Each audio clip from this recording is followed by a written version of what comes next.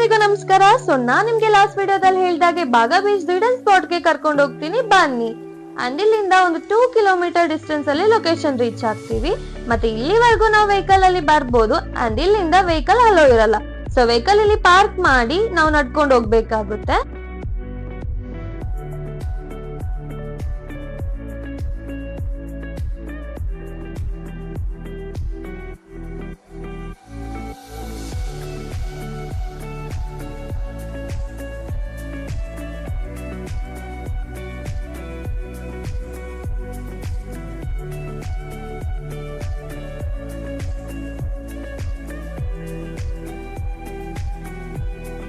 And ಇದೇ Baga beach entire view ಆಗಿರುತ್ತೆ. So ಎಷ್ಟು ಚಂದ ಅಲ್ಲ ನೋಡ್ಲಿಕ್ಕೆ.